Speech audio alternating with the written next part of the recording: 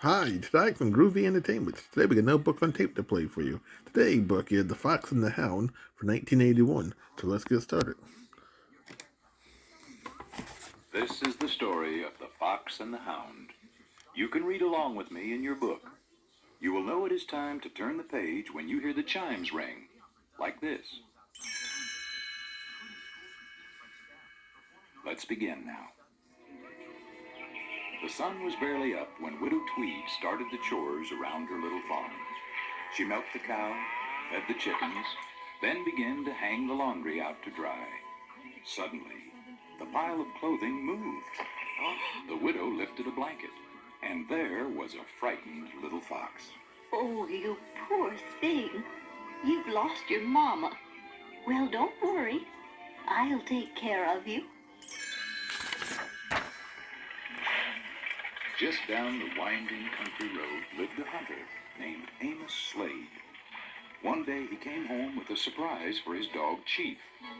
It was a hound dog puppy named Copper. He's just a little runt now, Chief, but he'll grow. He's for you to look after from now on. Widow Tweed loved having a new member in the family. You're such a little toddler. I'll call you Todd. But it's time to do my work now, so you run along and play. Todd scampered outside and wandered off into the woods. He saw two funny-looking birds trying to catch a caterpillar. Todd made a face. A worm for breakfast? Yeah. At Amos's house, Chief was teaching Copper to be a hunting dog. Hey there, Copper. What are you sniffing at? I don't know, Chief. Something I never smelled before. I want to find out what that smell is. Okay, Copper, but the master ain't going to like you wandering off. Copper sniffed his way into the woods. He followed his nose right to the log where Todd was sitting. What you smelling? Asked the little fox. I don't know yet. Why, it's you.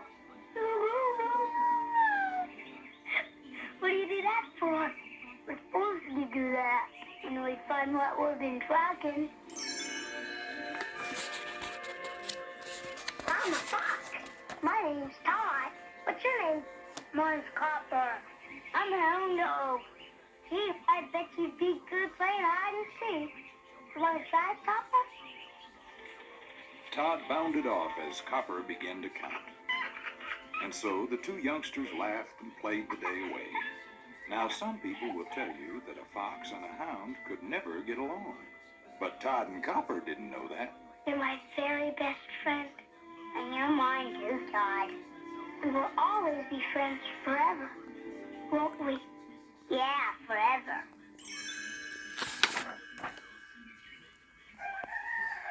The next day, Copper didn't come out to play.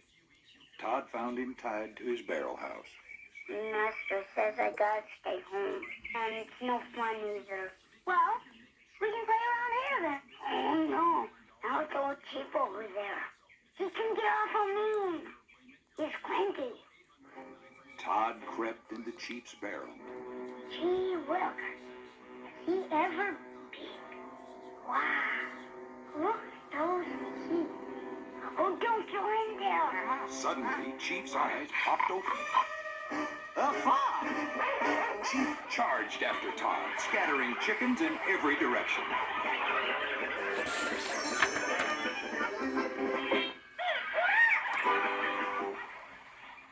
Amos Slade was so angry he stormed over to Widow Tweed's house. Your thieving fox was after my chickens. I don't believe it. Todd wouldn't hurt a thing. If I ever catch him at my place again, I'll blast him. When the cold winds began to blow, Amos loaded his traps and gun into his truck. Well, Copper, old Chief and I are going to teach you all about hunting.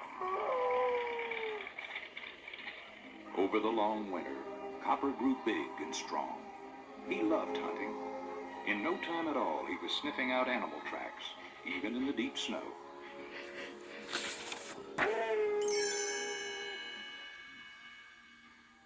Soon spring came again.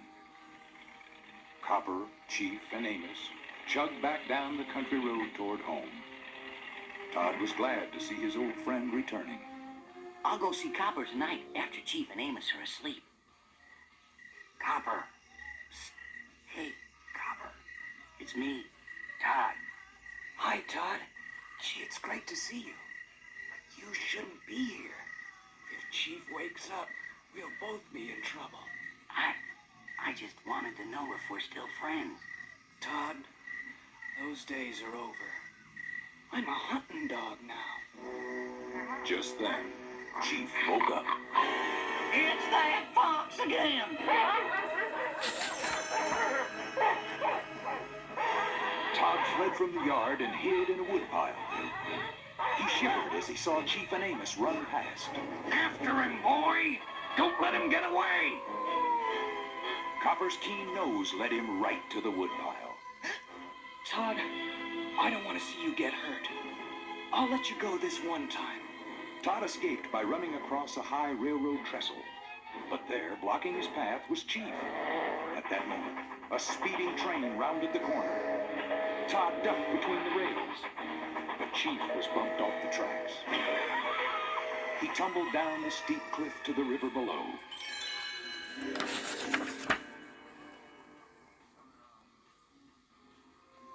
When Widow Tweed heard what had happened, she looked sadly at Todd. I'm afraid it's not safe for you to live here any longer. In the morning, the widow took Todd to a game preserve deep in the forest. She gave Todd one last hug, then sadly drove away. Poor Todd was frightened and alone. It began to rain. All the other animals scurried to their warm homes, but Todd had no place to go. Finally, Todd found a nice warm den. Unfortunately, it belonged to an angry badger. He chased Todd right back out into the rain. Todd spent a miserable night in the forest. In the morning, things looked brighter. Todd met a beautiful girl fox named Dixie. She thought Todd was the most handsome fox she'd ever seen. I just know you're going to love the forest. Let me show you around. Dixie made Todd feel right at home. Todd knew he was going to like living in the forest after all. Meanwhile, Amos and Copper were in the forest too. They were setting traps to catch Todd. That fox will be coming right through here. Then we'll get him.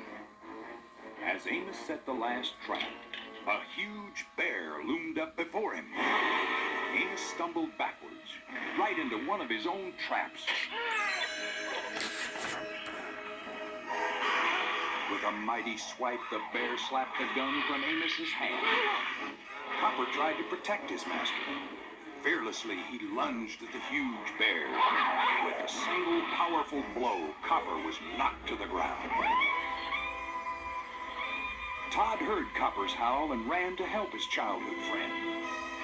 Leaping on the bear's back, he bit and scratched wildly. Todd escaped onto a log high above a raging river. The bear was close behind, but the bear was too heavy for the old log. It split in half.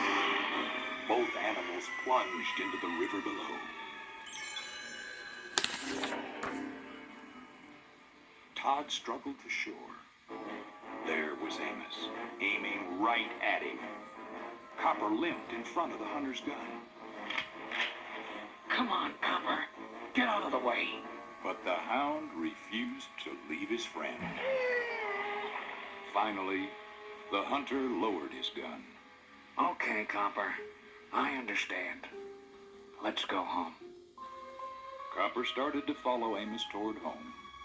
After a few steps, he looked back at Todd and then smiled goodbye. They both knew that a fox and a hound couldn't live together, but they would always be the very best of friends.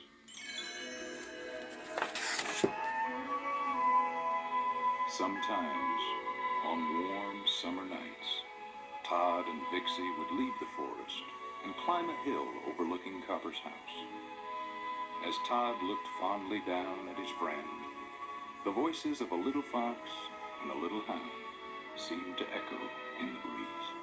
Copper, you're my very best friend. And you're mine too, Todd. And we'll always be friends forever. Yeah, forever.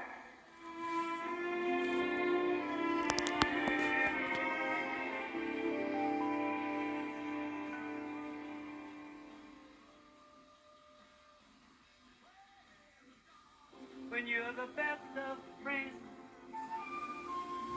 having so much fun together, you're not even aware you're such a funny pair.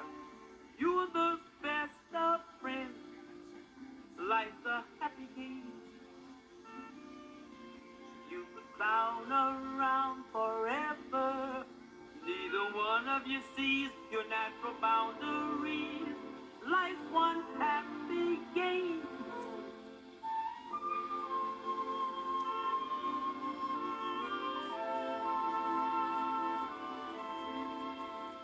If only the world wouldn't get in the way.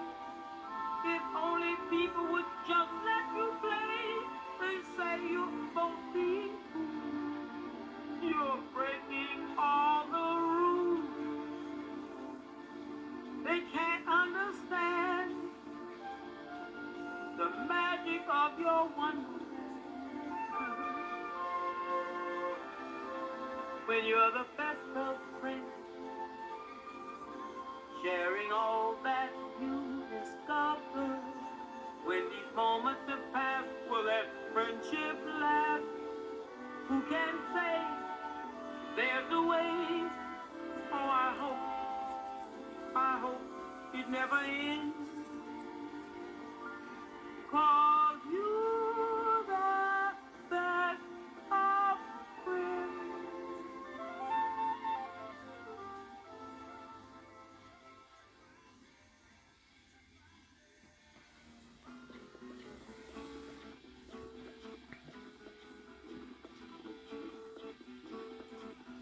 I ain't got no job, I'm a hunting man, and I'd rather have a dog than a dollar.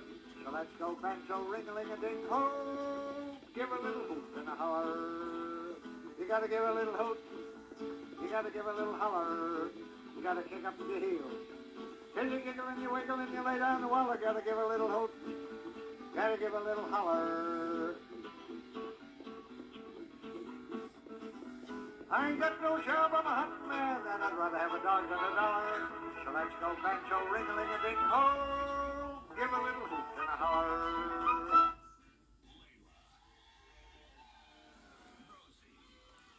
So that was The Fox and the Hound for 1981. So if you like, subscribe, share, and comment, have a groovy day with another video coming out real soon.